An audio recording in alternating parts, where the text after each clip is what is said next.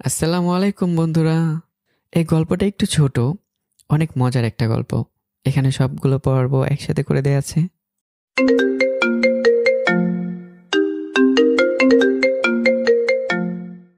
আসসালামু আলাইকুম।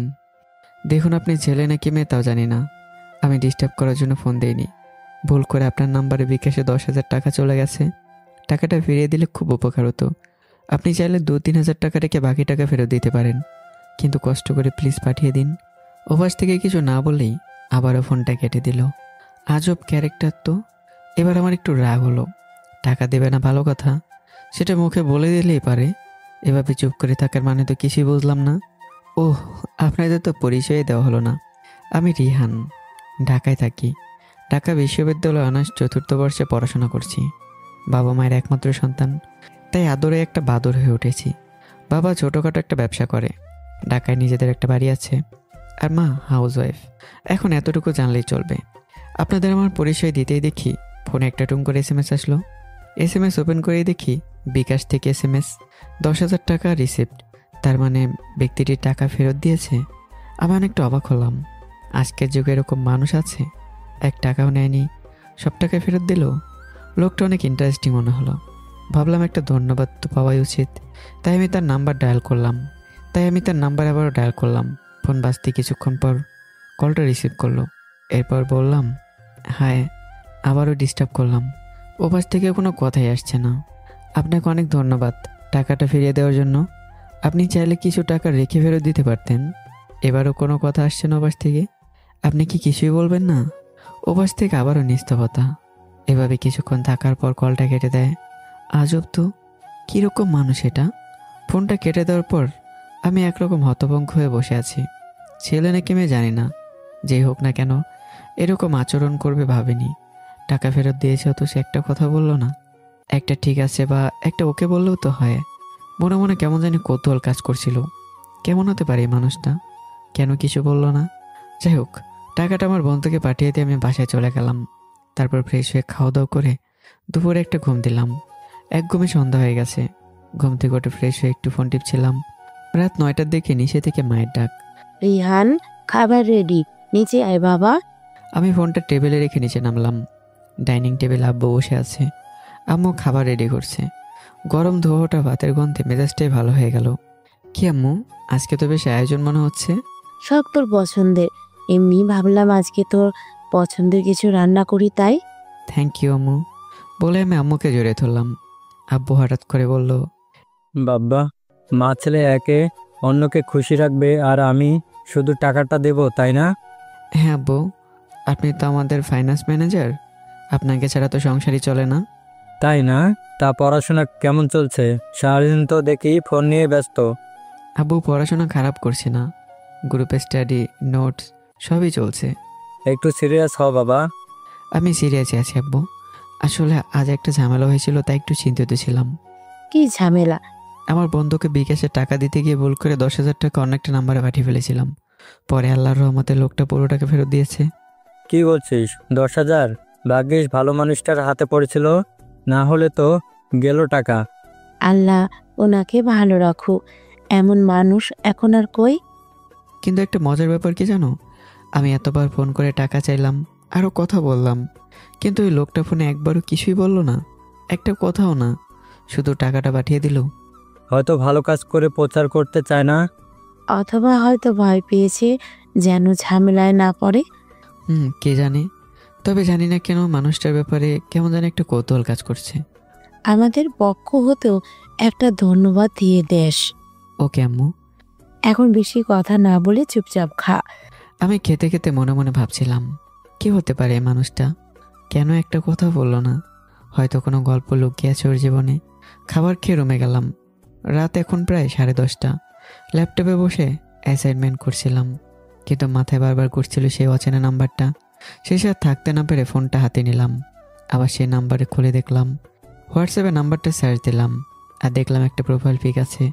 পিকটা দেখে আমার চোখ কপাল উঠে গেল, কারণ পিকে একটা মেয়ের ছবি। পর্দা টেনে তোলা মুখ, চোখ দুটো টানা টানা আর গভীর। একটা অদ্ভুত মায়া আছে দৃষ্টিতে। এটা মেয়ে নাকি পরী? তাহলে এই জন্য কিছু বললো না? তখন ফোনে হয়তো ধন্যবাদ গ্রহণ করেনি, তাই মেসেজে যদি করে। এটা ভেবে আমি একটা মেসেজ লিখলাম। মেসেজটা ছিল, আপনাকে আবারও ধন্যবাদ টাকা ফিরিয়ে দেওয়ার জন্য। আপনি সত্যি এক অসাধারণ মানুষ। আমি যদি পারতাম সামনাসামনি ধন্যবাদ দিতাম। কিছুক্ষণ পর 2টা নীলটিক পড়লো, মানে মেসেজটা দেখেছে, কিন্তু রিপ্লাই নেই। কিছুক্ষণ পর আমি আবারও লিখলাম, আপনি কি রাগ করেছেন নাকি ভুল করে টাকা পাঠিয়েছিলাম বলে? কিন্তু আপনি ফিরিয়ে না দিলেও হয়তো আর সারা রাত ঘুম হতো না। আবারও মেসেজটা বললো, কিন্তু এবারও কোনো রিপ্লাই নেই। মেয়েটা অনেক আজব প্রকৃতি দেখছি। বিরক্ত হয়ে মোবাইলটা পাশে রেখে শুয়ে পড়লাম, কিন্তু ঘুম চোখে আসছে না। চোখে ভাসছিল সেই মেয়েটার হোয়াটসঅ্যাপের প্রোফাইল পিকের ওপর। সেই চোখ দুটো অদ্ভুত শান্ত, অদ্ভুত রহস্যময়। পরদিন সকালে ঘুম ভাঙতেই দেখি মোবাইল একটা নতুন মেসেজ। চোখ ঘষে SMS ওপেন করতে দেখি সে অচেনা নাম্বার থেকে এসেছে। SMSটি ছিল এরকম, টাকাটা ভুল করে এসেছিল তাই ফেরত দিয়েছি, এতে ধন্যবাদের কিছু নেই। অবশেষে মুখ খুললো বটে। তারপর আমি রিপ্লাই দিলাম, তবুও ধন্যবাদ পাওয়ারই কথা। আপনি না ফেরালে আমার বিশ্বাসটাই নষ্ট হয়ে যেত। আজকাল তো 10 টাকা পেলেও মানুষ ফেরত দেয় না। কিছুক্ষণ পর রিপ্লাই এলো, সবাই তো আর একরকম না, কেউ কেউ শুধু নিজের না অন্যের শান্তিটাও গুরুত্ব দেয়। আপনার কথাগুলো খুব সুন্দর, হৃদয় কেড়ে নেওয়ার মতো। আপনি কি আপনার নামটা জানতে পারি? একটু সময় নিল, তারপর রিপ্লাই এলো, নাম জেনে কি হবে? উপকারীর নামটা জানা থাকলে সেটা তাকে মনে রাখা সহজ হয়। এরপর অনেকক্ষণ কোনো রিপ্লাই এলো না। আমি ভেবেছিলাম হয়তো লিখবে না, তাই উঠে ফ্রেশ হয়ে নিলাম। ফ্রেশ হয়ে আসতেই দেখে আবারও SMS আসলো, আমার নাম রিমি। রিমি। নামটা বেশ সুন্দর, নামের মতো নিশ্চয়ই মানুষটাও সুন্দর। দীর্ঘ 5 মিনিট কেটে গেল, কিন্তু কোনো রিপ্লাই এলো না। তারপর হঠাৎ করে একটা নোটিফিকেশন। আপনি অনেক প্রশ্ন করেন। প্রশ্ন না করলে জানবো কিভাবে? পৃথিবীতে সব সুন্দর জিনিসের পেছনে কৌতূহল কাজ করে। সুন্দর জিনিসের পেছনে কৌতূহল নয়, লোভও থাকে। মনে হলো ওর ভেতরে কোনো গল্প লুকিয়ে আছে, হয়তো কষ্টের। তাই বললাম, আপনি মনে হয় কষ্টে আছেন। কষ্ট থাকলেই কি সবাই দেয়? না, কিন্তু কেউ পাশে থাকলে বলা সহজ হয়। তারপরে আম্মু নিচ থেকে ডাক দিল নাস্তা খাওয়ার জন্য। মেয়েটার সাথে আর কথা হলো না, নিচে চলে আসলাম। তারপর নাচ থেকে কলেজে যাওয়ার জন্য রেডি হলাম। বাইক নিয়ে সোজা কলেজে চলে আসলাম, ঢাকা বিশ্ববিদ্যালয়ে। ক্যাম্পাসে পৌঁছাতে পৌঁছাতে প্রায় সকাল 10টা বেজে গেল। ঢাকা শহরে যানজট আর আমাদের ক্যাম্পাসের আশেপাশের ভিড়, এই 2টা জিনিস আমার নিত্যদিনের সঙ্গী। বাইক পার্কিং করে হাঁটা শুরু করলাম। তখনই পিছন থেকে পরিচিত এক গলা ভেসে এলো, এই যে মিস্টার রিহান, দেরি করে তো ভালো এলেন। কালকের অ্যাসাইনমেন্ট করেছেন নাকি? আমি ঘুরে তাকিয়ে দেখলাম আমার বেস্ট ফ্রেন্ড আদনান আর সোহান দাঁড়িয়ে। আদনান একটু ফাজিল প্রকৃতির, আর সোহান তার তুলনায় শান্ত ও হিসাবী। ধুর, অ্যাসাইনমেন্ট আর কত করব, একটু ব্যক্তিগত ঝামেলায় ছিলাম। তোরা কখন এলে? আমরা তো সেই 10:45 আসছি, কিন্তু তোর মুখটা কেন জানি একটু উজ্জ্বল লাগছে। ব্যাপারটা কি? 10,000 টাকাটা ভুল করে পাঠিয়ে দিয়েছিস, সেটা ফিরে পেয়ে এত আনন্দ? আমি কথাটা উড়িয়ে দিলাম, আরে না, চল তোরা, আজকে লেকচার মিস করা যাবে না। শফিক স্যারের ক্লাস জানিস তো। আসলে আমার মনে তখনও রিমির কথাই ঘুরছিল, কিন্তু বন্ধুদের সামনে এসব আলোচনা করতে চাইলাম না। আমরা 3জন হেঁটে যাচ্ছিলাম আর্টস বিল্ডিংয়ের দিকে। হঠাৎ পথে দেখা হলো আমাদের ব্যাচের লাবণীর সাথে। লাবণী ব্যাচের সবচেয়ে মেধাবী আর স্পষ্টবাদী মেয়ে। এই, তোরা কি আজ ক্লাস করবি? তো আমরা কি মশা মারতে যাচ্ছি? আরে এমন করে বলিস কেন? শফিক স্যার নাকি অসুস্থ, তাই আজকের ক্লাসটাই হচ্ছে না। আমি কপাল ভাঁজ করে ফোনটা বের করলাম, আমাদের ডিপার্টমেন্টের গ্রুপ চেক করলাম। তারপর বললাম, সত্যি তো, গ্রুপে তো এমন নোটিশ দেখলাম না। আরে বেটা, গ্রুপের নোটিশ দেওয়ার আগেই সব খবরই লাবণীর কাছে থাকে।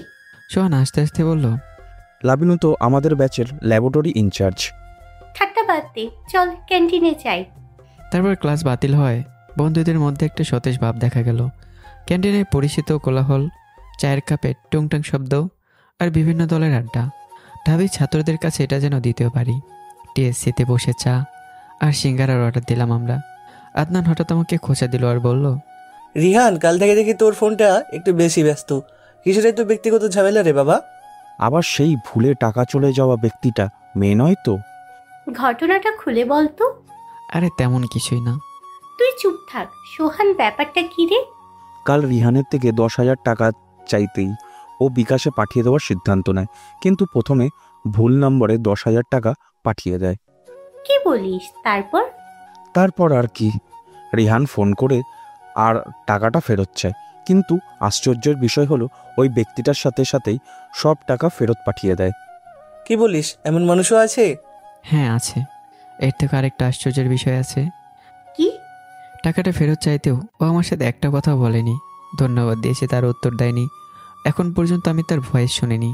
কি বলিস দোস্ত, এটা তো বলিসনি। আচ্ছা, ও ছেলে নাকি মেয়ে? মেয়ে। তুই কি করে বুঝলি? তুই তো কণ্ঠই শুনিসনি। তারপর আমি রাতে সব কথা তাদেরকে খুলে বললাম। সব শুনে সোহান বলল, এই তোর ব্যস্ততা মামা, এর সাথে রাতে ব্যস্ত ছিলি, তা মেয়েটার নাম কি, বাসা কই, কেমন দেখতে? এত কিছু জানি না, শুধু জানি ওর নাম রিমি। তো তুই জানবি না সব কিছু? আচ্ছা, এক কাজ কর, মেয়েটাকে ফোন দে। এখন? এক্ষুনি। রাতে তো তোর সাথে কথা হয়েছে, সো আমার মনে এবার তোর সাথে কথা বলবে। বলছিস? 100%। নে ফোন দে। ওকে বলে পকেট থেকে ফোনটা বের করলাম। তারপর রিমির নাম্বারে ডায়াল করলাম। ফোন বাজছে। সবাইকে চুপ থাকতে বললাম। সবাই যে যার জায়গা থেকে আমার ফোনের কথা শোনার জন্য মাথায় গিয়ে দিল। একটু পর ফোনটা রিসিভ করলো। রিসিভ করতে বললাম, হ্যালো, আসসালামু আলাইকুম। চিনতে পারছেন? কোনো কথা বলছে না।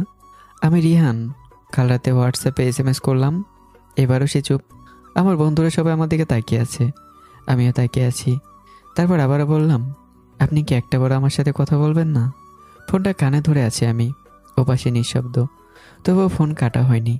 সবার নিঃশ্বাস যেন আটকে গেছে। লাবণী ফিসফিস করে বলল, কিছু বল। আমি আবারও বললাম, দেখেন, আপনি কি বিরক্ত হচ্ছেন?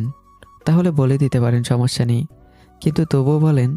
এরপরেও কোনো শব্দ নেই, তবে নিঃশ্বাসের শব্দ স্পষ্ট শুনতে পাচ্ছি। বন্ধুরা ইশারা করলো। কিরে, কথা বললো? আমি মাথা নেড়ে আর ঠোঁট উল্টে না বললাম। তারপর লাবণী ফিসফিস করে বলল, হয়তো লজ্জা পাচ্ছে। তার কিছুক্ষণ পরে ফোনের অপর প্রান্ত থেকে টুক করে কলটা কেটে গেল। সবাই আমার দিকে তাকিয়ে আছে। সোহান প্রথমে বলল, মামা, মেয়েটা আসলেই রহস্যময়, কথা বলে না কেন? না রে, কিছু একটা আছে মেয়েটার মধ্যে। এত নীরবতা সাধারণ না।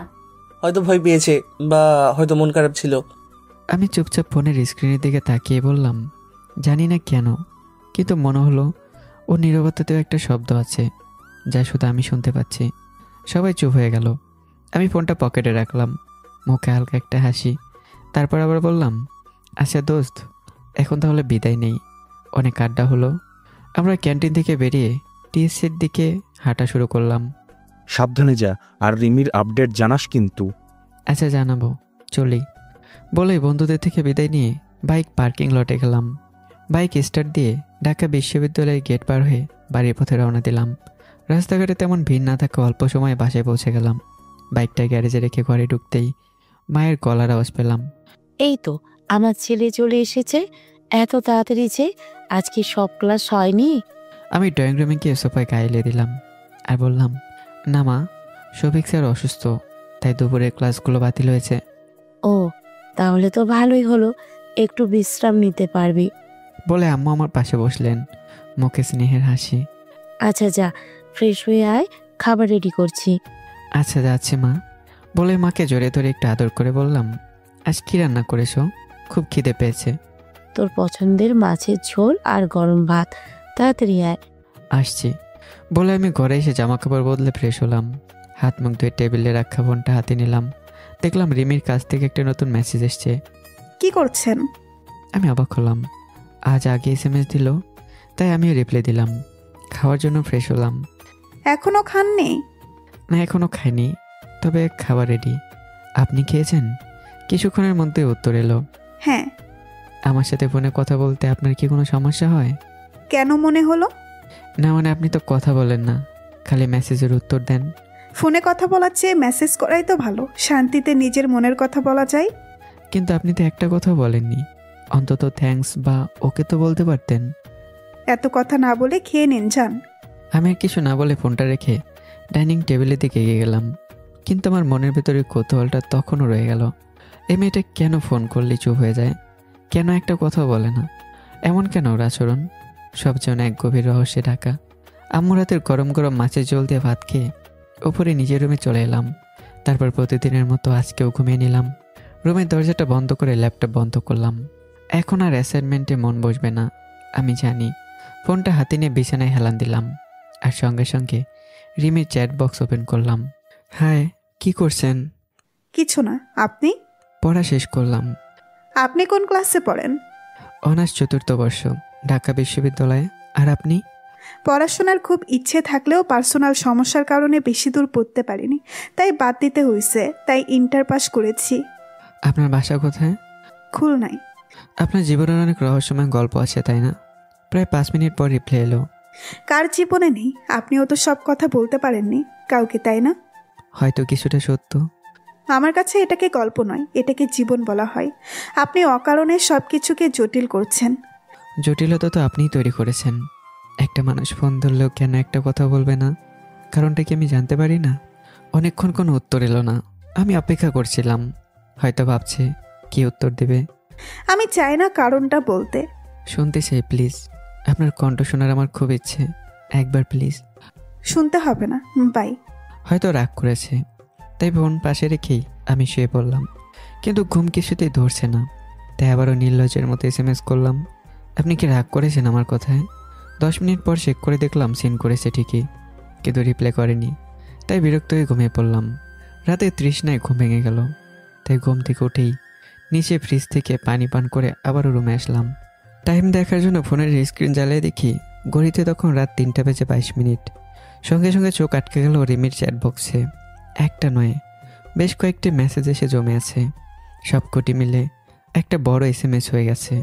মনে হলো হয়তো ঘুম আসার আগেও নিজের মনে সব কথা লিখে ফেলেছে। অপেক্ষা না করে মেসেজটা ওপেন করলাম। ফোনের হালকা আলোয় প্রতিটা অক্ষর আমার চোখে এসে পড়ল, আর প্রথম লাইন পড়ে আমার বুকটা দুঃখ করে উঠল। ও লিখেছে, আপনি বারবার জানতে চাইছিলেন আমি কেন কথা বলি না, কেন উত্তর দেই না।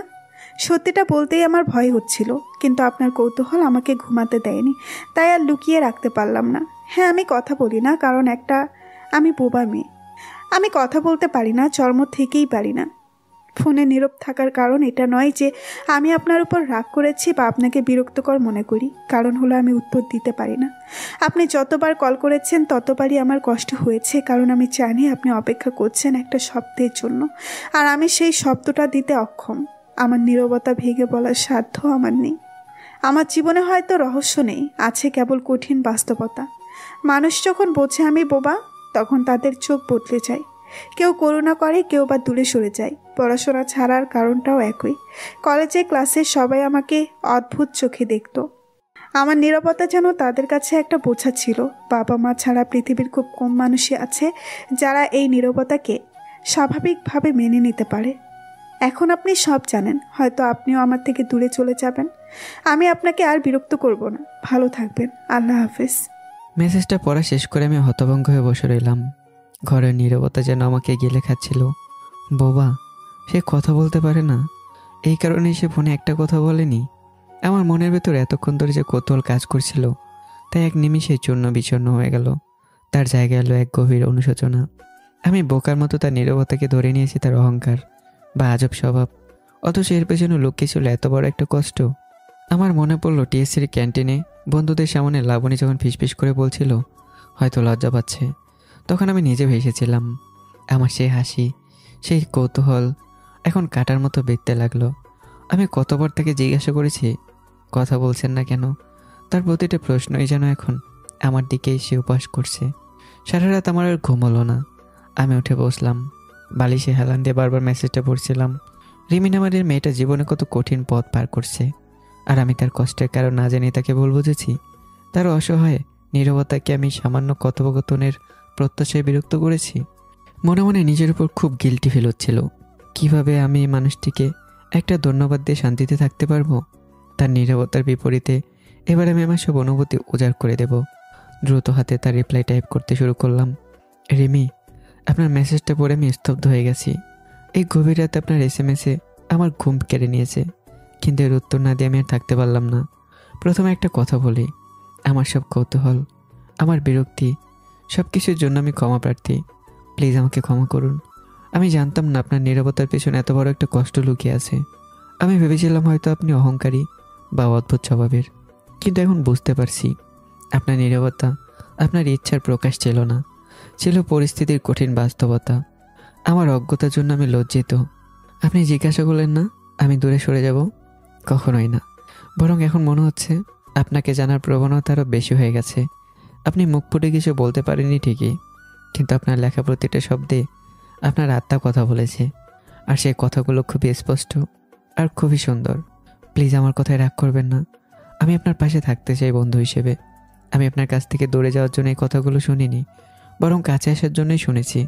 যদি আপনার আপত্তি না থাকে তাহলে মেসেজের মাধ্যমে আমাদের কথাগুলো চালিয়ে যেতে চাই। আপনার কষ্টের কথাগুলো শুনে আমার খুব খারাপ লাগছে, কিন্তু মনে রাখবেন আপনি একা নন। এই পৃথিবীতে এমন মানুষও আছে যারা আপনাকে শব্দহীনভাবেও মূল্যায়ন করতে জানে। আরেকটা কথা, আমাকে ব্লক করে দেবেন না যেন, প্লিজ। আল্লাহ হাফেজ। মেসেজটা সেন্ড করার পর আমি ফোনটা বালিশের নিচে রেখে দিলাম। এখন আর ঘুম আসার কোনো সম্ভাবনা নেই। আমি শুধু অপেক্ষা করতে লাগলাম সকাল হওয়ার, আর তার ফিরতি উত্তরের। আর ঘুমও ধরল না। ফজরের আজান হয়ে গেল, তাই উঠে উজু করে নামাজ আদায় করে নিলাম। তারপর ফ্রেশ হয়ে ছাদে গিয়ে একটু হাঁটাহাঁটি করে আসলাম। বারবার রিমির কথাই মনে পড়তেছে। এসে কেন জানি আবার চোখ লেগে গেল, তাই শুয়ে পড়লাম। ঘুম ভাঙল, ঘড়ির দিকে তাকিয়ে দেখি ঘড়িতে তখন 9টা বেজে 20 মিনিট। আমি প্রায় লাফিয়ে উঠলাম। ক্লাসটা মিস হয়ে গেল। ফোনটা হাতে নিয়ে চ্যাটবক্সটা খুলতে দেখলাম রিমির মেসেজ এসেছে। লিখেছে, শুভ সকাল। আপনার দীর্ঘ মেসেজটা পড়েছি, ধন্যবাদ। কেউ যখন ভুল বুঝে তখন কষ্ট হয়, কিন্তু যখন কেউ ভুল বুঝতে পেরে ক্ষমা চায় তখন সেই কষ্টটা অনেকটা হালকা হয়ে যায়। আমি আপনার ক্ষমা গ্রহণ করলাম। আমি স্বস্তির একটা নিঃশ্বাস ফেললাম। মনে হলো যেন একটা বিশাল বোঝা মাথা থেকে নেমে গেল। সাথে সাথে উত্তর দিলাম, ধন্যবাদ। আপনি আমাকে ক্ষমা করেছেন শুনে খুব ভালো লাগছে। আপনাকেও আমার কাছে অন্য সবার থেকে আলাদা মনে হয়। আপনি বারবার কথা বলার জন্য চেষ্টা করেছেন, তাই আপনার সাথে কথা বলতে আমারও ভালো লাগে। এই জন্য আপনার বন্ধুত্বও আমি গ্রহণ করলাম। ধন্যবাদ। কি করছেন এখন? বিশেষ কিছু না, সকালে বাড়ির কাজগুলো শেষ করেছি। এখন হয়তো কিছুক্ষণ বই পড়ব, নয়তো বারান্দায় বসবো। আর আপনি এত দেরি করে ঘুম ভাঙলো, ক্লাসে যাবেন না? আজ আর হয়তো ক্লাস হবে না, অনেক দেরি হয়ে গেছে। তবে এখন ভার্সিটির দিকে যাব। ক্যান্টিনে হয়তো বন্ধুদের সাথে আড্ডা হবে। আপনার অনেক বন্ধু, তাই না? 3 জন। ও আচ্ছা, তাহলে যান, পরে কথা হবে। তারপর আমি নিচে নামলাম। আম্মু নাস্তা রেডি করছিল।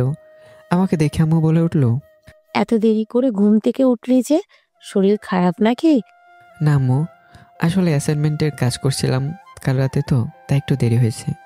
ও তাই বল, গরম গরম পরোটা আর ডিম ভাজি নে, খেয়ে নে।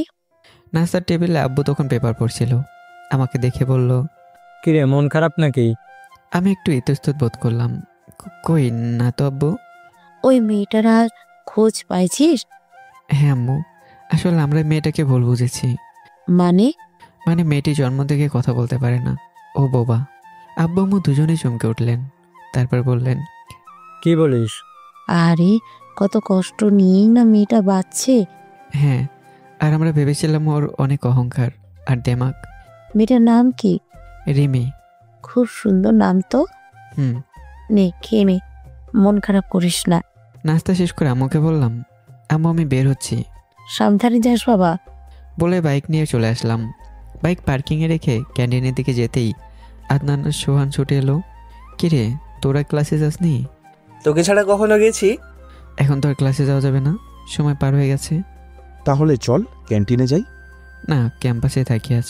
তারপর আমরা ক্যাম্পাসের মাঠের একদিকে বসে পড়লাম। তোদেরকে একটা জরুরি কথা বলার আছে। লাবণী এসে বসলো। বল দোস্ত, কি জরুরি কথা? রিমির ব্যাপারে। কি হয়েছে মেয়েটার? আসলে আমরা ওকে ভুল বুঝে গেছি। রিমি আসলে বোবা, জন্ম থেকে কথা বলতে পারে না। কথাটা শোনা মাত্রই কোলাহলের মধ্যেও আমার বন্ধুগুলোর মুখগুলো যেন নিস্তব্ধ হয়ে গেল। কি বলছিস? এই কারণে কাল ও ফোন ধরলেও চুপ ছিল? আহারে, আমরা ওকে কত কি না ভেবেছিলাম। এই কারণে সে টাকা ফেরত দেওয়ার পরেও একটা কথাও বলেনি, নিজের কষ্টটা লুকিয়ে রাখার জন্য। তো তুই এখন কি করতে চাইছিস? ভাবছি মেয়েটার সাথে কথা চালিয়ে যাব, ওর বন্ধু হিসেবে সারা জীবন পাশে থাকবো। খুব ভালো সিদ্ধান্ত নিয়েছিস। ওর মতো ভালো মানুষ এমন কষ্টের জীবন পার করেছে, ওর পাশে অবশ্যই থাকা উচিত।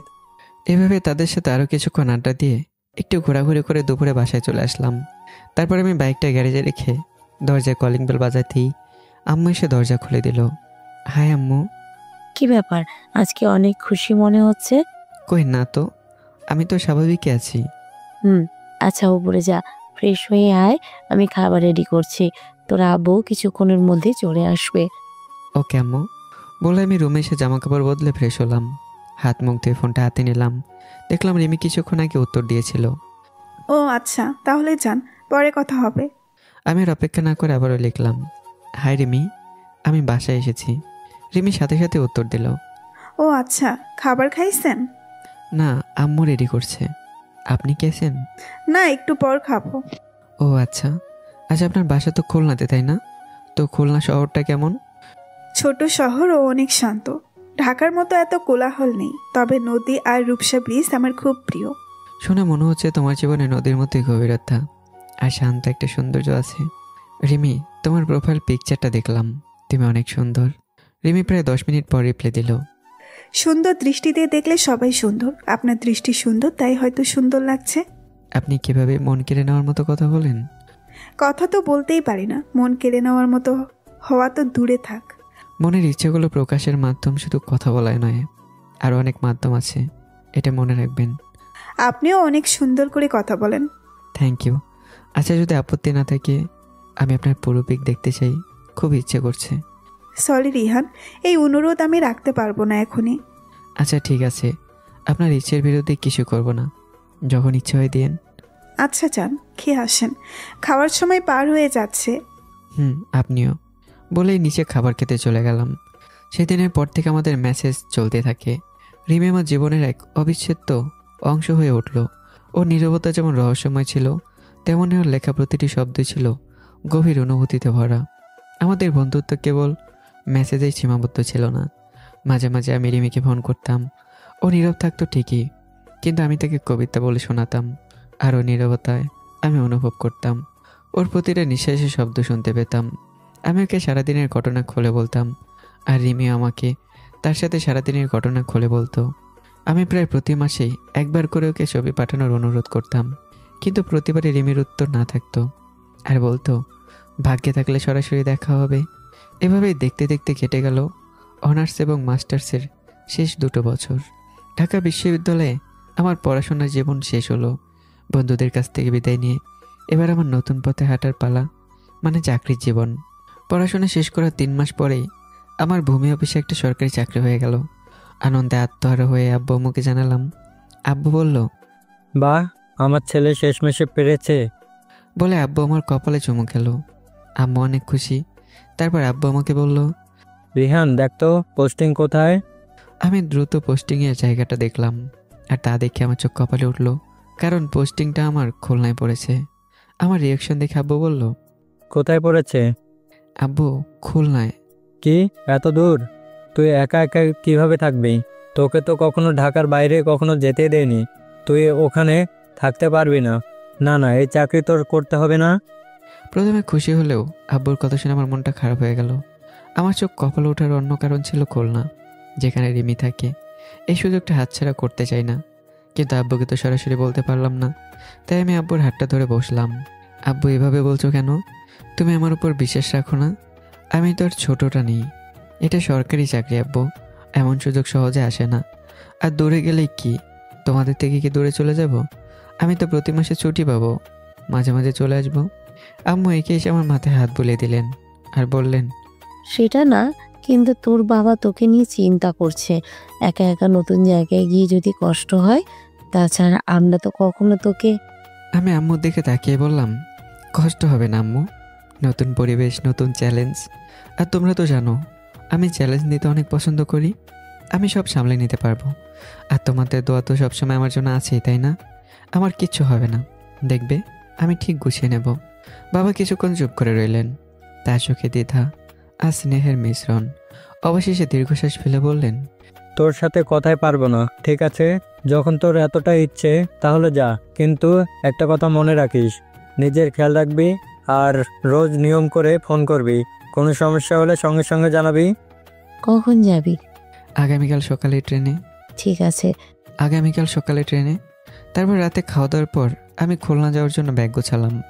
বিছানায় শুয়ে ঘুম আসছিল না, কেবলই মনে হচ্ছিল রিমির সাথে দেখা হবে। 2 বছর ধরে যার নীরবতার শব্দে আমি ডুবে আছি, এবার তাকে সামনে থেকে দেখব। এই অনুভূতির গভীরতা মাপার মতো কোনো স্কেল ছিল না। উত্তেজনায় বুক ধুকপুক করছিল। রিমির সাথে রাতে কথা বললাম ঠিকই, কিন্তু এই ব্যাপারটা জানালাম না। আমি চাই ওকে সারপ্রাইজ দিতে, তাই কিছুক্ষণ SMS কথা বলে ঘুমিয়ে পড়লাম।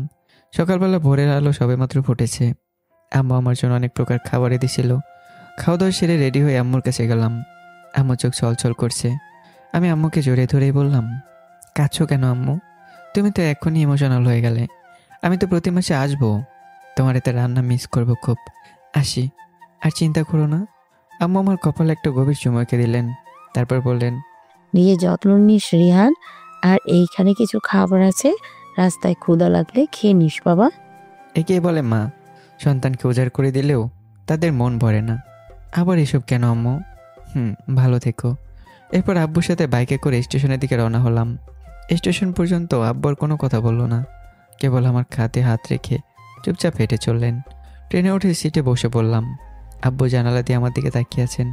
তার চোখে অনেক কথা, কিন্তু সে কিছুই বলতে পারছে না, শুধু বলল, পৌঁছে একবার ফোন করে জানাস। আমি মাথা নেড়ে সম্মতি জানালাম।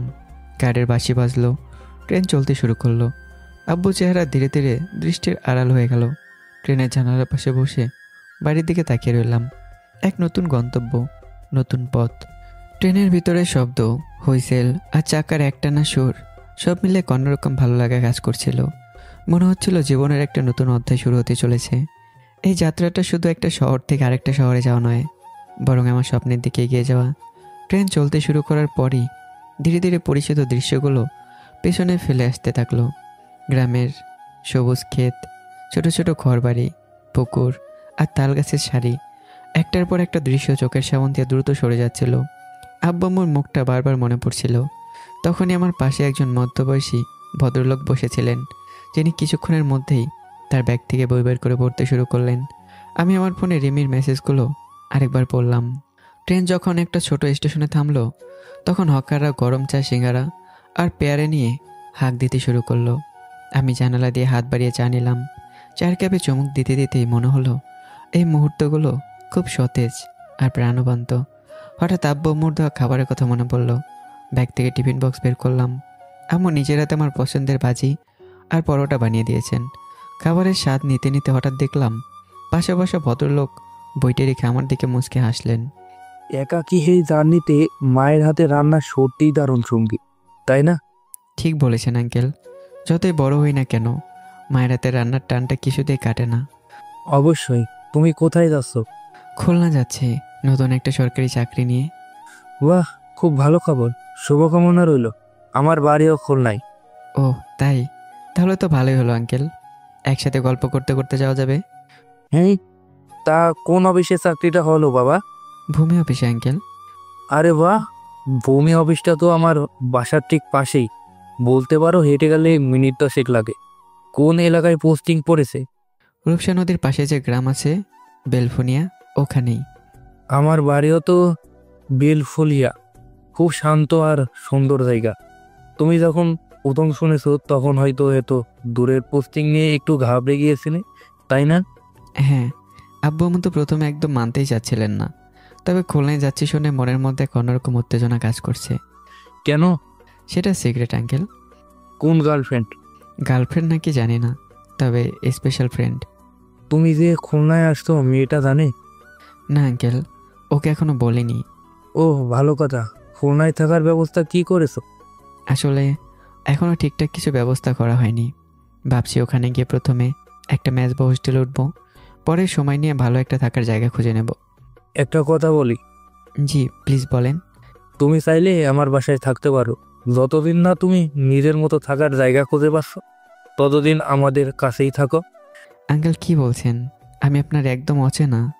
অচেনা হলেও তুমি একজন ভালো মনের ছেলে। আমি বই প্রেমিক। মানুষ জজ করার ক্ষমতা আমার কাছে আছে। কে ভালো কে মন্দ বুঝতে পারি। তোমার সাথে কথা বলে আমার ভালো ছেলে বলেই মনে হয়েছে। আর তাছাড়া তুমি তো এই শহরের মেহমান। ভালো মন্দ দেখার দায়িত্ব তো আমাদেরই, তাই না? আমার স্ত্রী আর এক মেয়ে আছে। তুমি থাকলে আমার পরিবারেও ভালো লাগবে। আমার নাম আরিফ হোসেন, আর তুমি আমাকে তোমার বাবার মতোই মনে করতে পারো। আপনার এই উদারতার জন্য অনেক ধন্যবাদ আঙ্কেল, কিন্তু কোনো কিন্তু নাই। তুমি আর আমাকে লজ্জা দিও না। তাছাড়া আমার বাসায় একটা খালি ঘরও আছে, তুমি থাকতে পারবে আরামে। তুমি অফিস করতে পারবে হেঁটে হেঁটে। কি রাজি তো? আপনার এই ঋণ আমি কীভাবে শোধ করব জানি না। আপনি আমার জন্য যা করছেন তা সত্যি অবিশ্বাস্য। ঋণ কিসের? আমি তো তোমার বাবার মতো। বাবার কাছে কি সন্তানের ঋণ থাকে? তুমি তো এখন থেকে আমাদের পরিবারের একজন। এখন বলো তোমার নাম কি? আমার নাম রিহান। খুব ভালো নাম, রিহান। এখন থেকে খুলনায় তোমার দ্বিতীয় বাড়ি, একদম নিজের বাড়ির মতোই মনে করবে। ধন্যবাদ আঙ্কেল। এরপর আমাদের গল্প চলল আরও কিছুক্ষণ। আরিফ আঙ্কেল খুলনায় ঐতিহ্যবাহী সব খাবারের কথা বললেন আর তার পরিবার সম্পর্কে বললেন। আঙ্কেলের কথা শুনে মনে হলো উনি অনেক মিশুক। কিছুক্ষণের মধ্যে আমাকে কত আপন করে নিয়েছে। ট্রেন একটানা ছুটে চলল। বিকেল করে সন্ধ্যা প্রায় নেমে এসেছে। বাইরে আলো আধারের খেলা। আমাদের কথোপকথনের মাঝে ট্রেনের ঘোষণা শোনা গেল। যাত্রীগণের দৃষ্টি আকর্ষণ করা হচ্ছে, ট্রেন কিছুক্ষণের মধ্যেই খুলনা স্টেশনে পৌঁছাবে। আমরা যাত্রীদের নিরাপত্তা যাত্রা কামনা করি। আঙ্কেল তার ব্যাগ গুছিয়ে উঠে দাঁড়ালেন আর নামার জন্য প্রস্তুত হতে বললেন। আমিও দ্রুত নিজের ব্যাগ গুছিয়ে নিলাম। ট্রেনের ধাক্কা সামলে আমরা দুজন ভিড়ের মধ্য দিয়ে নেমে এলাম খুলনা স্টেশনে। খুলনা স্টেশনে রিক্সা আর ইজি বাইকের হাঁকডাক ছাড়া আর কিছুই শোনা গেল না।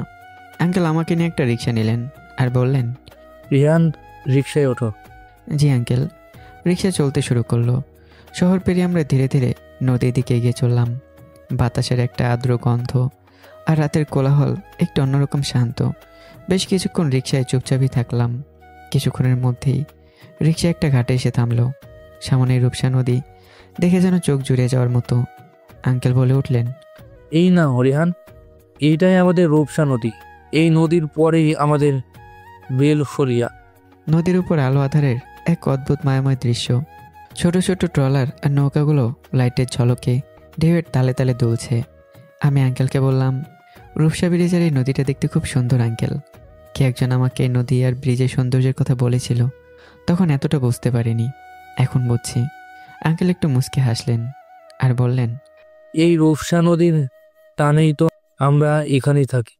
চলো আর দেরি না করে নৌকায় পার হই। আমি রিক্সা থেকে নেমে দুজন মিলে একটা ঘাটের নৌকায় উঠলাম। নৌকা চলতে শুরু করলো। রাতের শান্ত নদীতে নৌকার মৃদু ঢেউ আর বৈঠা শব্দ ছাড়ার কোনো আওয়াজ নেই। আমি চোখ বন্ধ করে একটু গভীর নিঃশ্বাস নিলাম। এই বাতাস, এই পরিবেশ, সব কিছু রিমির কাছে শোনা গল্পের মতোই লাগছে।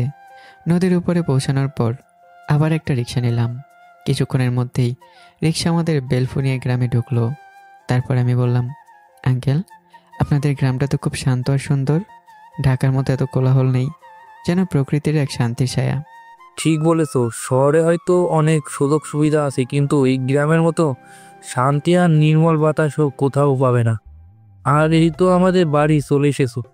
রিক্সাটা একটা সুন্দর একতলা বাড়ির সামনে এসে দাঁড়ালো।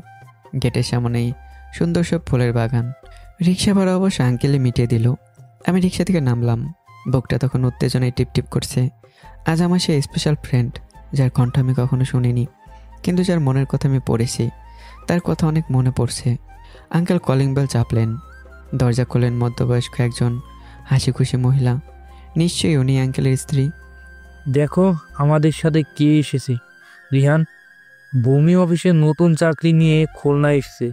আপাতত আমাদের এখানেই থাকবে। আর রিহান, তুমি আমার স্ত্রী, তোমার আন্টি। আসসালামু আলাইকুম আন্টি। ওয়ালাইকুম আসসালাম। এসো বাবা, ভেতরে এসো। তোমার আঙ্কেলের কাছ থেকে শুনেছি আসার সময় এটা তোমার নিজের ঘরই মনে করো। আন্টি আমাকে ভেতরে ড্রয়িং রুমে নিয়ে গেলেন। ঘরটা খুব গোছানোর পরিপাটি। আমি সোফায় বসতে আঙ্কেল বললেন, রিহান আসো, তোমার রুম দেখিয়ে দিচ্ছি। তারপর উনি আমাকে একটা রুমে নিয়ে গেল। রুমটা অনেক সুন্দর আর গোছানো। তারপর বললেন, রিহান এইটাই তোমার রুম। আমি ফ্রেশ হয়ে আসছি, তুমি ফ্রেশ হয়ে ড্রয়িং রুমে আসো। ওকে আঙ্কেল, বলে উনি চলে গেল। তারপর আমি ফ্রেশ হয়ে নিলাম। ব্যাগ থেকে ড্রেস বের করে নতুন ড্রেস পরে নিলাম। পরে ড্রয়িং রুমে চলে গেলাম। দেখলাম আন্টি খাবার রেডি করছে। আমাকে দেখে মুচকে হাসলেন। আমি সোফায় বসে মাত্র ফোন হাতে নিলাম। ইতিমধ্যেই আঙ্কেল ফ্রেশ হয়ে এসে আমার পাশে বসলেন। তারপর আন্টিকে জিজ্ঞাসা করলেন, রিমি কোথায়, দেখছি না কেন? ওই রুমই আছে। খাবে না? ডাক দাও। দিচ্ছি। বলে আন্টি ভেতরে চলে গেলেন। রিমি নামটা শুনে আমার হৃদস্পন্দন যেন থেমে গেল। ওনার মেয়ের নামও রিমি। আমি এক্সাইটেড হয়ে আঙ্কেলকে জিজ্ঞাসা করে ফেললাম, আঙ্কেল রিমিকে? রিমি আমার একমাত্র মেয়ে। আচ্ছা, আসলে পরিচয় করে দিচ্ছি, কিন্তু আমার মেয়ে একটু কম কথা বলে, কিছু মনে করো না যেন। না না, ঠিক আছে। আঙ্কেলের কথা শুনে আরও বেশি খটকা লাগলো। নামও মিলে যাচ্ছে, আবার কথা বলেন এটাও মিল হচ্ছে। কিন্তু রিমি তো একেবারেই বোবা। আর এই রিমি অল্প কথা বলে, তার মানে বোবা না? হয়তো কাকতালীয় ঘটনা। একটু পর আন্টির সাথে একটা মেয়ে রুম থেকে বেরিয়ে আসলো। মেয়েটি খুব সাধারণ সালোয়ার কামিজ পরে আছে, লম্বা চুল, পিঠের উপর সারা, আর তার চোখ দুটো দেখে আমার চোখ কপাল উঠে গেল। এ তো আমার বন্ধু রিমির চোখের মতো, হুবহু সেই চোখের গভীরতা, সেই মায়াবী দৃষ্টি যা আমি তার হোয়াটসঅ্যাপের প্রোফাইলের পিকে দেখেছিলাম। আর মেয়েটিও আমার দিকে আশ্চর্যজনকভাবে তাকিয়ে আছে, মনে হয় আমাকে কোথাও দেখেছে। আঙ্কেল হাসি মুখে বললেন, রিয়ান, এটা আমার মেয়ে রিমি, একটু শান্ত স্বভাবে, তবে ভালো মেয়ে। রিমি এ হলো রিয়ান, আজ থেকে আমাদের বাড়িতে থাকবে। রিমি আমার দিকে তাকালো। তার মুখেও তখন কোনো কথা নেই, কিন্তু তার চোখ যেন কথা বলছে। চোখগুলো এক পলক আমার দিকে তাকিয়ে আবার নামিয়ে নিল। হায়, সে কোনো উত্তর দিল না, শুধু একটু মাথা নাড়ালো। কিছুই বুঝলাম না আমি, কিন্তু তার চোখ দেখে ডাউট হচ্ছে। কেন জানি আমার মনে হচ্ছে ও আমার সেই স্পেশাল ফ্রেন্ড রিমি। কিন্তু আমি ওর আব্বু আম্মুর সামনে আমার মনের সব প্রশ্ন প্রকাশ করলাম না। আমি স্বাভাবিক থাকারই চেষ্টা করলাম। এমন সময় আন্টি বললেন, আসো রিহান, সবাই মিলে ডিনার করা যাক। হ্যাঁ হ্যাঁ, চলো। তারপর আমি, আঙ্কেল, আন্টি, রিমি সবাই ডাইনিং টেবিলে বসলাম। খাবারের আয়োজনে কোনো বাহুল্যই ছিল না, কিন্তু পরিবেশটা ছিল খুবই আন্তরিক। আন্টি নিজের হাতে সব খাবার পরিবেশন করলেন। রিমি আমার ঠিক উল্টো দিকে বসেছিল। খাবার সময় রিমি একদম চুপচাপ। আমি একবার ওর দিকে তাকাতেই সে তাড়াতাড়ি চোখ নামিয়ে নিল। এই নীরবতার চোখের দৃষ্টি বিনিময় আমার ভেতরের কৌতূহলকে আরও বাড়িয়ে দিচ্ছিল। আঙ্কেল গল্প শুরু করলেন, রিয়ান, এখানে কেমন লাগছে? হ্যাঁ আঙ্কেল, খুব ভালো লাগছে। গ্রামে হয়তো সব শহরের মতো পাওয়া যায় না, কিন্তু এখানকার মানুষের মন খুব সরল। তুমি এখানে কোনো অস্বস্তি বোধ করবে না। ধন্যবাদ আন্টি, আপনারা এত আপন করে নিয়েছেন যে মনে হচ্ছে না আমি নতুন কোথাও এসেছি। আরে বাবা, সব কি বলছো? তুমি আমাদের ছেলের মতোই। তারপর খাওয়া দাওয়া শুরু করলাম। আমার মনের মধ্যে তখন নানা জল্পনা কল্পনা চলছে। যদি রিমি আমার সেই বন্ধু হয়, তবে কি সে কি আমায় চিনতে পারেনি, নাকি না চেনার ভান করছে? ডিনার শেষে আন্টি আমাকে আর আঙ্কেলকে মিষ্টি মুখ করালেন। তারপর বললেন, রিহান, এত দূর জার্নি করে এসেছো, নিশ্চয়ই খুব ক্লান্ত। যাও এবার বিশ্রাম নাও, কাল সকালে গল্প হবে। ঠিক আছে আন্টি, অনেক ভালো লাগলো আপনাদের সাথে পরিচিত হয়ে। Good night. শুভরাত্রি বাবা, কোনো অসুবিধা হলে বলো। অবশ্যই আঙ্কেল। আমি নিজের রুমে ফিরে এলাম। বিছানায় গা এলে দিতেই মনের মধ্যে হাজারো প্রশ্ন ভিড় করতে শুরু করলো। আমি ব্যাগ থেকে আমার মোবাইল বের করলাম, সরাসরি হোয়াটসঅ্যাপে ঢুকলাম, রিমির চ্যাট বক্স খুললাম। মনে মনে ভাবলাম, যদি এই রিমি আমার বন্ধু হয়, তবে এত গোপন করার কি আছে? সে কেন আমার সামনে চুপ করে আছে? আমি এক মুহূর্ত দেরি না করে রিমির প্রোফাইল পিকচারটা জুম করলাম। ছবির চোখ দুটো আর কিছুক্ষণ আগে ডাইনিং টেবিলে দেখে চোখ দুটো হুবহু এক, অসম্ভব রকমের মিল। তবুও একটা দ্বিধাদ্বন্দ্ব থেকেই যাচ্ছে। হয়তো কাকতালীয় ঘটনা, কিন্তু মন থেকে মেনে নিতে পারছিলাম না। আমি সিদ্ধান্ত নিলাম, কাল সকালেই তাকে সরাসরি জিজ্ঞাসা করব। আমি ফোনটা বালিশের পাশে রেখে উঠে দাঁড়ালাম। রুমের জানালার পর্দা সরাতেই বাইরের আবছা অন্ধকারে চোখ গেল। ছাদের আলোয় উঠানের ফুলগুলো চিকচিক করছে। হঠাৎই আমার রুমের দরজায় খুব মৃদু একটা টোকা পড়ল। আমি ভাবলাম হয়তো আঙ্কেল কিছু বলতে এসেছে। আমি দরজা খুলতেই দেখি সামনে দাঁড়িয়েছে রিমি, হাতে একটা জলের গ্লাস। নিঃশব্দে সে জলের গ্লাস এগিয়ে দিল। আমি বললাম, থ্যাঙ্কস। আমার চোখ তার দিকে স্থির। সে তখন আমার দিকে তাকিয়ে আছে। কিছু মুহূর্তের মধ্যে চোখ নামিয়ে পিছন ফিরে চলে যেতে শুরু করলো। আমি আর নিজেকে ধরে রাখতে পারলাম না। রিমি, সে থেমে গেল। পিঠ ঘুরিয়ে আর এক পো এগোয়নি। আমি দেখলাম তার পিঠের উপর লম্বা চুলগুলো মৃদু হওয়ায় সামান্য নড়ছে। আমার ডাকে সে থমকে দাঁড়িয়েছে। আমি তখনও দাঁড়িয়ে আছি, হাতে পানির গ্লাস নিয়ে। আমার গলা থেকে তার নামটা শুনে ও শরীরে যেন একটা মৃদু কাঁপুনি সৃষ্টি হলো। সে ধীরে ধীরে আমার দিকে ফিরল। চাঁদের আবছা আলোয় তার মুখটা স্পষ্ট দেখা যাচ্ছিল না, কিন্তু আমি অনুভব করতে পারলাম তার চোখে এখন তীব্র এক বিস্ময় আর ভীতি মেশানো দৃষ্টি। আমি পানির গ্লাসটা একপাশে টেবিলে রাখলাম এবং সাবধানে দরজাটা লাগিয়ে দিলাম। তারপর তার দিকে একটু এগিয়ে গিয়ে বললাম, তুমি সেই রিমি, তাই না? সেই স্পেশাল ফ্রেন্ড? আমার প্রশ্নটা শুনে তার চোখগুলো যেন আরও বড় হয়ে গেল। সে দ্রুত মাথা নেড়ে না বোঝালো। তার ঠোঁট কাঁপছে, যেন কিছু বলতে চাইছে কিন্তু পারছে না। আমাকে ভুল বোঝানোর চেষ্টা করো না। আমি তোমার চোখ চিনি। তোমার প্রোফাইল পিকে চোখের সাথে এই চোখের কোনো পার্থক্য নেই। আর তোমার বাবা বললেন তুমি অল্প কথা বলো, কিন্তু আমি ডাইনিং টেবিলে লক্ষ্য করেছি তুমি একবারও কথা বলোনি। আর আমার ফ্রেন্ড রিমিও কথা বলতে পারে না। আমি শিওর তুমি আমার ফ্রেন্ড রিমি। কথাগুলো বলার সময় তার চোখের দিকে স্থিরভাবে তাকিয়েছিলাম। আমার প্রশ্নের পর সে আরও অস্থির হয়ে উঠল। তার হাত দুটো বুকের কাছে জড়ো করা, মাথা নিচু করে মেঝেতে তার দৃষ্টি। সে তখনও না বোঝাতে মাথা নাড়ছে। আমি আবারও বললাম, কেন এমন করছো? কেন আমার সামনে চুপ করে আছো? কেন লুকিয়ে থাকার চেষ্টা করছো? এবার সে দুহাত দিয়ে আমাকে থামানোর ভঙ্গিতে ইশারা করলো। তারপর তার চোখের দিকে তাকালাম। চোখ দুটোতে পানি টলমড়ো করছে। সে দ্রুত চোখের পাতা নামিয়ে নিল। আমি বুঝলাম সে কিছু একটা লুকানোর চেষ্টা করছে। সে আমার কাছ থেকে সরে যেতে চাইলো, কিন্তু আমি তার হাতটা আলতো করে ধরে ফেললাম। রিমি, আমার কাছ থেকে পালিয়ে যেও না। আমি জানি তোমার কি সমস্যা, কিন্তু তুমি কেন লুকাচ্ছ? আমি তো তোমার সেই বন্ধু যে তোমার মনের কথা পড়তে পারে। আমার কাছে গিয়ে তুমি তোমার এই কষ্টটা গোপন করবে? হাত ধরে সে চমকে উঠল। হাত ছাড়ানোর একটু চেষ্টা করলো, কিন্তু আমি ধরে রাখলাম। তার চোখ থেকে এক ফোঁটা জল গড়িয়ে পড়ল। সে তার অন্য হাত দিয়ে মুখ ঢেকে ফেললো। তারপর আমাকে ইশারায় বোঝানোর চেষ্টা করলো সে কথা বলতে পারবে না। বারবার নিজের মুখে হাত রেখে মাথা নেড়ে না বলতে লাগলো। রুমের লাইট জ্বালিয়ে দিলাম। আলোতে তার ভেজা চোখ আর ফ্যাকাশে মুখ স্পষ্ট হলো। আমি তার দু হাত ধরে সোফায় বসালাম এবং তার পাশে হাঁটু গেড়ে বসলাম। তার হাতের উপর নিজের হাত রেখে বললাম, রিমি, আমি জানি তুমি কথা বলতে পারো না। তুমি তো আমাকে আগে জানিয়েছিলে, তাহলে এখন চেনেও না চেনার ভান করছো কেন? আমার প্রশ্ন সে স্থির হয়ে বসে রইল। তার চোখ থেকে জল থামছেই না। সে দ্রুত চোখ মুছতে চাইল। তার ভেজা হাত আমি আমার হাতের মুঠোয় ধরে রাখলাম। সে চোখ তুলে আমার দিকে তাকালো। রিমি আমার দিকে ফেলফেল করে তাকিয়ে রইল। তারপর সে তার ফোন বের করার জন্য ইশারা করলো। আমি বুঝলাম সে লিখে জানাতে চায়। আমি তার দিকে ফোনটা এগিয়ে দিলাম। রিমি দ্রুত নোটপ্যাড খুলে লিখতে শুরু করলো। তার আঙুলগুলো কাঁপছিল, লেখাগুলো তাই কিছুটা এলোমেলো হচ্ছিল। সে আমাকে ফোনটা এগিয়ে দিল। রিহান, আমি তোমাকে দেখেই চিনে ফেলছিলাম, কিন্তু আমি ভয় পাচ্ছিলাম। আমার মনে হচ্ছিল তুমি আমাকে সামনে থেকে দেখলে হয়তো ভুল বুঝবে। তুমি তো জানো আমি কথা বলতে পারি না, কিন্তু সামনাসামনি দেখলে যদি তোমার ভালো না লাগে। আর আমার মা বাবা চান না যে আমার এই সত্যটা কেউ সহজে জানুক। তারা চান আমি স্বাভাবিকভাবে মেলামেশা করি। হ্যাঁ রিহান, আমি সেই রিমি, তোমার স্পেশাল ফ্রেন্ড। আমি দেখলাম সেখানে লেখাটা পড়ে আমার চোখে পানি চলে এলো। তারপর আমি মৃদু হেসে তার হাত দুটো নিজের হাতের উপর রাখলাম। রিমি, তোমার নীরবতা বা তোমার শারীরিক কোনো দুর্বলতা আমার কাছে বড় নয়। তোমার মনটা, তোমার ভেতরের মানুষটা, সেটা আমার কাছে সব থেকে স্পেশাল। সত্যি কথা বলতে, যখন আমার খুলনায় চাকরির পোস্টিং হলো তখন আমি অনেক খুশি হয়েছিলাম। আমার খুলনায় আসার একমাত্র কারণ হলে তুমি। তাই বাবা মাকে অনেক কষ্টে রাজি করে এখানে এসেছি। কিন্তু ভাগ্য আমাকে তোমার আব্বুর সাথে দেখা করিয়ে দেবে আগে জানতাম না। প্রথম দিন এসে তোমার সাথে দেখা হয়ে গেল। আমি তো তোমার শব্দহীন ভালোবাসার টানে এত দূর এসেছি। আমি দেখলাম তার ঠোঁটে সামান্য হাসি ফুটে উঠল।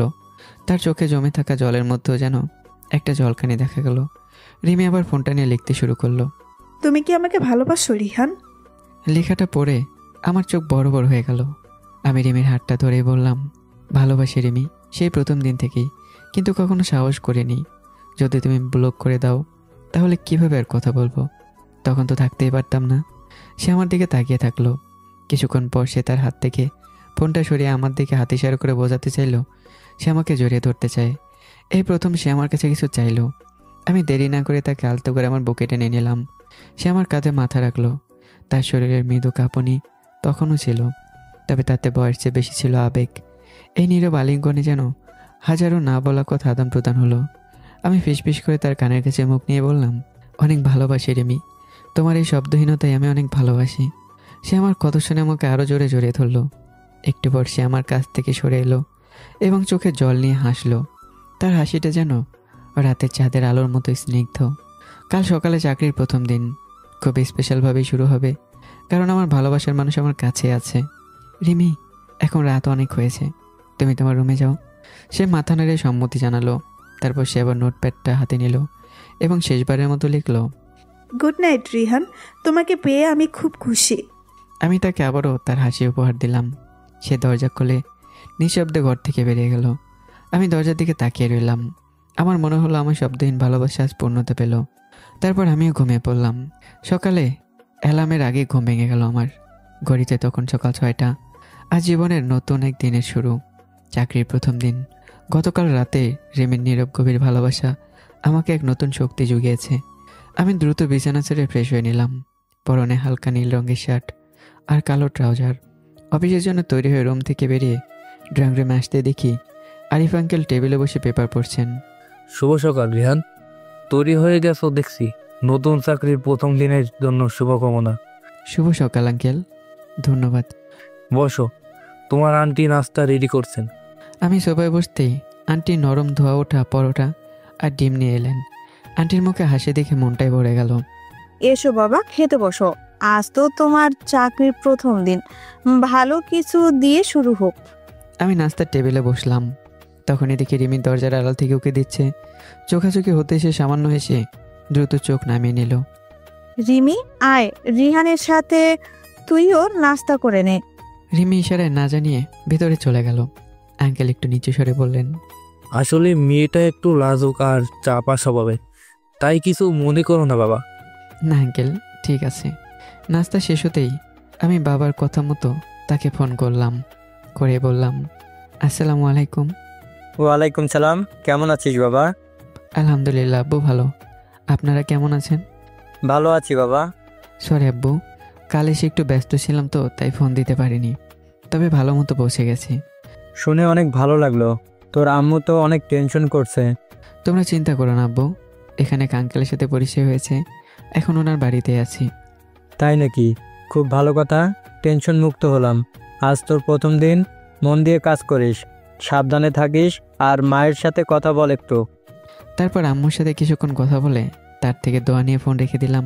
তারপর আঙ্কেল আমার রুমে এসে বলল, রিহান, তুমি রেডি? হ্যাঁ আঙ্কেল।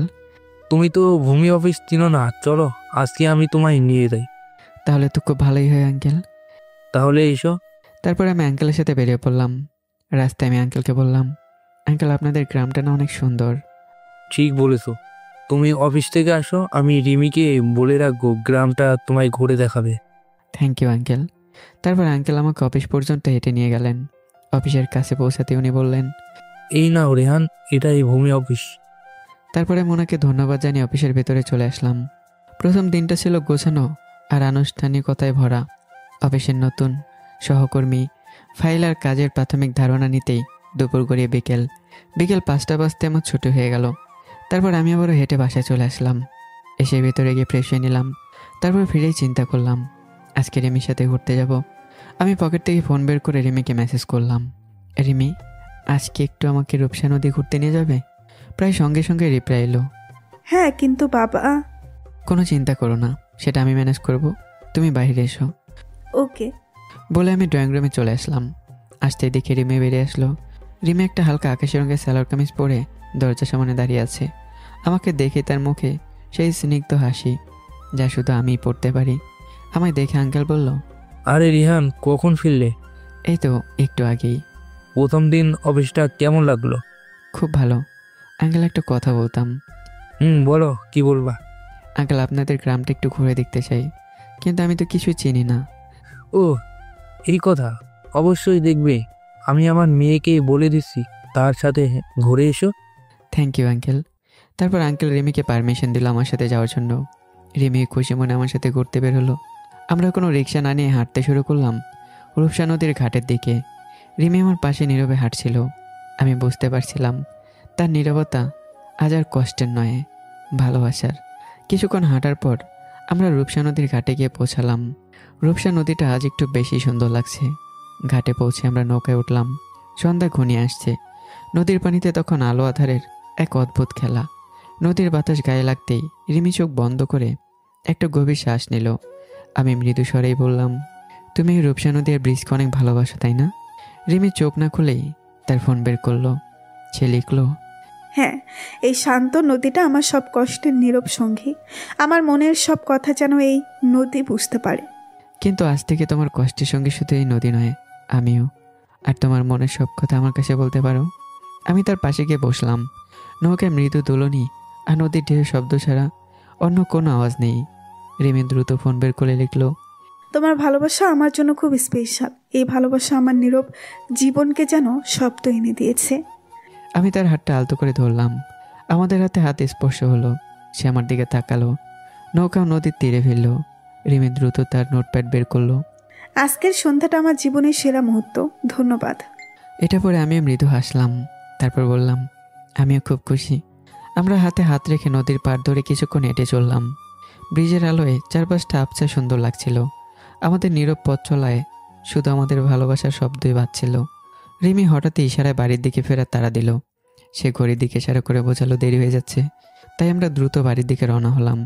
বাসায় পৌঁছে রিমি নিঃশব্দে ঘরে ঢুকে গেল। আমি কিছুক্ষণ পর প্রবেশ করলাম। আমাকে দেখে আঙ্কেল বলল, এই যে রিহান, কখন ফিরলে? এইমাত্র ফিরলাম আঙ্কেল। ফ্রেশ হয়ে এসো বাবা, আন্টি ডিনার রেডি করছেন। যাচ্ছি। আমি নিজের রুমে গিয়ে ফ্রেশ হলাম। তারপর ডাইনিং টেবিলে গিয়ে বসলাম। আঙ্কেল আন্টি দুজনে হাসি মুখে আমার জন্য অপেক্ষা করছিলেন। রিমি তখন এলো না। রিহান, তোমার আঙ্কেল বলল রিমি তোমাকে গ্রামটা ঘুরিয়ে দেখিয়েছে, কেমন লাগলো আমাদের গ্রাম? আন্টি, আপনাদের গ্রামটা সত্যি অসাধারণ। এত শান্ত, এত স্নিগ্ধ।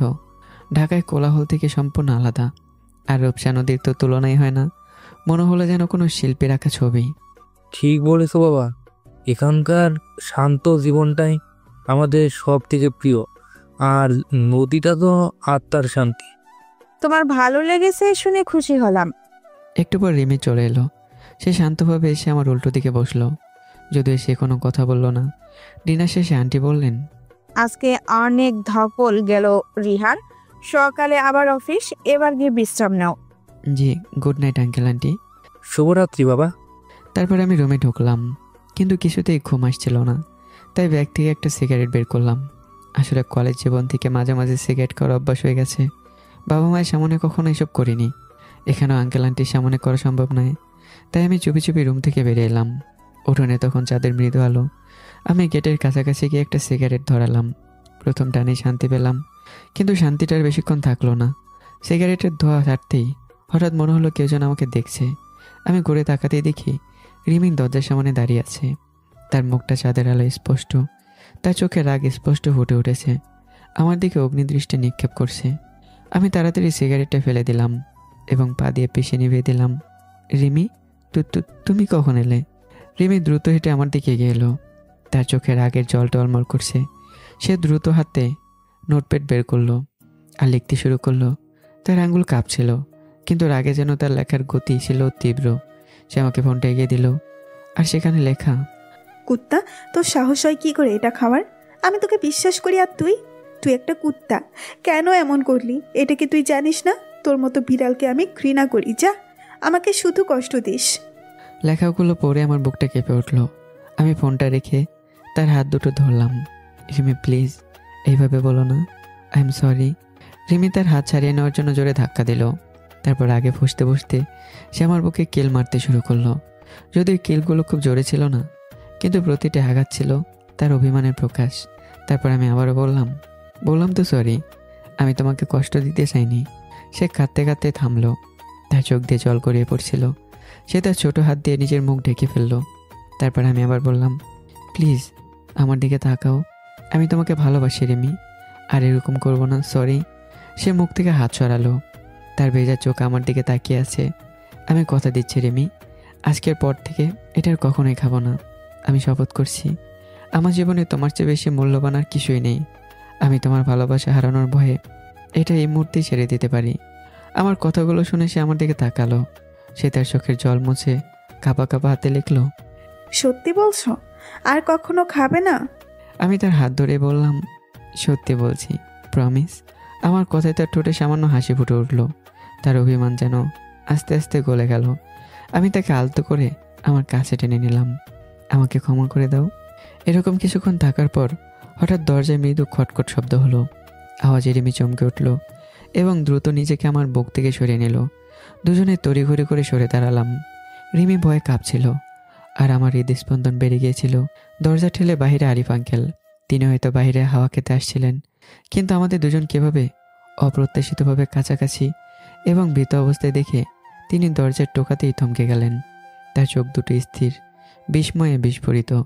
আরিফ আঙ্কেল অবাক হয়ে বললেন, তোমরা এখানে? এই এত রাতে কি করছো তোমরা? তিনি যেন নিজের চোখকে বিশ্বাস করতে পারছিলেন না। রিমির সাথে সাথে মাথা নিচু করে দাঁড়ালো, তার চোখে ভয় আর লজ্জা। আমি দ্রুত নিজেকে সামলে নিয়ে বললাম, আঙ্কেল আমি। কিন্তু আমার কথা শেষ হওয়ার আগেই আঙ্কেল তার হাত তুলে আমাকে থামালেন। তার ভঙ্গি এমন ছিল যে তিনি সব দেখেছেন কিন্তু কিছু বুঝতে পারছেন না। তারপর তিনি বললেন, রিহান, রিমি, আমার সাথে এসো। তিনি রিমিকে ইশারা করলেন এবং নিঃশব্দে হেঁটে ড্রয়িং রুমের দিকে গেলেন। রিমি মাথা নিচু করে আমার পাশ দিয়ে দ্রুত হেঁটে গেল। আমি জানি আঙ্কেল প্রচণ্ড অবাক হয়েছেন এবং এই পরিস্থিতিতে কি বলবেন বা করবেন তা ঠিক করতে পারছেন না। আমরা তিনজন ড্রয়িং রুমে গেলাম। আন্টিও চলে আসলেন। আঙ্কেল সোফায় বসলেন। আমরা দুজন তার সামনে কিছুটা দূরত্ব বজায় রেখে দাঁড়ালাম। ঘরটিতে তখন নীরবতা। তারপর আঙ্কেল শান্ত কিন্তু গম্ভীর স্বরে বললেন, রিহান, রিমি, তোমরা কি করছিলে বাইরে? আমাকে খুলে বলো। আর রিমি, তুমি ঘরের বাইরে কেন এত রাতে? আন্টি আঙ্কেলের কথা শুনে অবাক। সে আমাদের দিকে তাকালো। আমার দিকে তাকিয়ে তিনি যেন উত্তরের অপেক্ষা করছিলেন। রিমি তখনও মাথা নিচু করে কাঁপছিল। আমি এক মুহূর্ত দেরি না করে রিমের হাত ধরে ফেললাম। তারপর সাহস করে আঙ্কেলের চোখের দিকে তাকালাম। আঙ্কেল, আমি রিমিকে ভালোবাসি। আরিফ আঙ্কেলের চোখ আবারও কপালে উঠল। তিনি যেন পুরোপুরি প্রস্তুত ছিলেন না। কি বললে তুমি? ভালোবাসা? আর কবে থেকে? তুমি তো আমাদের বাড়িতে প্রথম আসবে। আর রিমি, তুমি? আঙ্কেল রিমির দিকে তাকালেন। রিমি চোখ তুলে আমার দিকে তাকালো। তারপর সে দ্রুত তার ফোন বের করে কিছু লেখার ইশারা করলো, কিন্তু তার হাত কাঁপছিল। তাই আমি তার ফোনটা নিয়ে নোটপ্যাড ওপেন করে দিলাম। রিমি দ্রুত লিখলো, হ্যাঁ বাবা, আমিও রিহানকে খুব ভালোবাসি। লেখাটা দেখে আঙ্কেল একবারে সোফায় এলিয়ে পড়লেন। আন্টি যেন নিজের চোখে বিশ্বাস করতে পারছে না। তিনি হতভম্ব হয়ে রিমির দিকে তাকালেন। রিমি, কি বলছিস তুই এসব?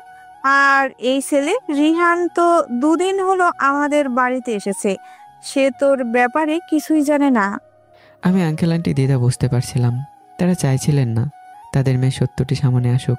তাই আমি বিনয়ের সাথে বললাম, আঙ্কেল আন্টি, আপনাদের আমি ভুল বোঝাতে চাই না। আমি আর রিমি প্রায় 2 বছর ধরে পরিচিত। আমি জানি রিমি কথা বলতে পারে না, আর আমি এটাই ভালোবাসি। তাই নীরবতাই আমার কাছে তার সবচেয়ে সুন্দর কথা। আপনারা হয়তো ভাবছেন আমি তার এই দুর্বলতার সুযোগ নিচ্ছি, কিন্তু বিশ্বাস করুন, আমি তার মন দেখে ভালোবেসেছি। আমি ঢাকা থেকে শুধু চাকরির জন্য আসিনি। রিমির টানে এই খুলনায় পোস্টিং নিয়েছি। আমার জীবনে রিমি ছাড়া আর কেউ নেই। আমি রিমিকে বিয়ে করে সারা জীবন পাশে থাকতে চাই। আঙ্কেল আন্টি দুজনেই চুপ করে রইলেন। তাদের চোখে জল জমে উঠেছিল। তারা হয়তো ভাবছিলেন তারা যে কষ্টটা লুকিয়ে রাখতে চেয়েছিলেন, সে কষ্টকে একজন মানুষ এভাবে প্রকাশ্যে তার ভালোবাসা হিসাবে স্বীকার করছে। আন্টি কাঁপা গলায় বললেন, কিন্তু বাবা, তুমি জানো তো রিমি? হ্যাঁ আন্টি, আমি সব জানি। আর এটাও সত্যি যে আমি তাকে সারা জীবন আগলে রাখবো, সারা জীবন ভালোবেসে যাব, কথা দিচ্ছি। আঙ্কেল কিছুক্ষণ গভীর চিন্তা করলেন। তারপর এক দীর্ঘশ্বাস ফেলে আন্টির দিকে তাকালেন। আন্টি চোখের ইশারায় তাকে সম্মতি দিলেন। তারপর বললেন, রিহান, আমি জানি না তোমার মতো এমন মনের মানুষ আর আসে কিনা। আমরা অনেক চিন্তা করেছিলাম কে আমাদের মেয়ে এই বোবা মেনে নেবে, কিন্তু তুমি তো সেই নীরবতাকেই জীবনসঙ্গী করতে চাইছো। ঠিক আছে, যদি তুমি আমাদের মেয়েকে এভাবে নিঃস্বার্থে ভালোবাসতে পারো তাহলে আমাদের কোনো আপত্তি নেই। আন্টি এগিয়ে এসে আমাকে জড়িয়ে ধরলেন। রিমির চোখে তখন খুশির জল। তাহলে আর দেরি কেন? যখন দুটো মন এক হয়েছে তখন আর বাধা দিয়ে লাভ নেই। আজই এই শুভকামনায় আমি তোমাদের বিয়ে দিয়ে দিব। আমি আনন্দে বাকরুদ্ধ হয়ে গেলাম। রিমি খুশিতে আত্মহারা হয়ে তার ফোন বের করে লিখল, আমি খুব খুশি, খুব। I love you Rihan. আমি এসএমএসটা দেখে মুচকে হাসলাম। আঙ্কেল দ্রুত তার এক বন্ধু এবং স্থানীয় একজন কাজীকে ফোন করলেন। আন্টি তাড়াতাড়ি মিষ্টি মুখের আয়োজন করলেন। অল্প সময়ের মধ্যে কাজী এসে পড়লেন এবং কিছু শুভাকাঙ্ক্ষী প্রতিবেশী এবং আঙ্কেলের বন্ধুর উপস্থিতিতে সেখানে খুব সাদামাটাভাবে আমাদের বিয়ে সম্পন্ন হলো। বিয়ে শেষ হতে হতে রাত প্রায় শেষ। আন্টি দ্রুত রিমিকে তার ঘরে নিয়ে গেলেন। আঙ্কেল আমার হাত ধরে বললেন, অতিথি হয়ে এসেছিলে, কিন্তু আজ থেকে তুমি আমাদের জামাই। রিহান, রিমিকে সুখে রাখার দায়িত্ব তোমার। রিহান। এরপর আন্টি এসে আমাকে বললেন, যাও বাবা, তোমার ঘর সাজানো হয়ে গেছে। তোমাদের দুজনের জীবনে যেন শুধু সুখ আর শান্তি নেমে আসে। আমি নিঃশব্দে আমার ঘরে এগিয়ে গেলাম। দরজায় মৃদু টোকা দিয়ে ভিতরে ঢুকলাম। রুমের আলো কমিয়ে দেওয়া, বাতাসের রজনীগন্ধা আর গোলাপের মৃদু সুবাস। বিছানার কেন্দ্রে লাল শাড়িতে গোমটা টেনে বসে আছে রিমি, আমার শব্দহীন ভালোবাসা। আমি দরজাটা বন্ধ করে তার দিকে এগিয়ে গেলাম। আমার হৃদয়ের প্রতিটা স্পন্দন যেন তার কানে বাজছে। রিমি মাথা নিচু করে বসে আছে, তার হাতের আঙ্গুলগুলো শাড়ির ভাঁজে জড়ানো। তার মৃদু কাঁপুনি দেখে বুঝলাম সে একই সাথে লজ্জিত এবং আবেগে আপ্লুত।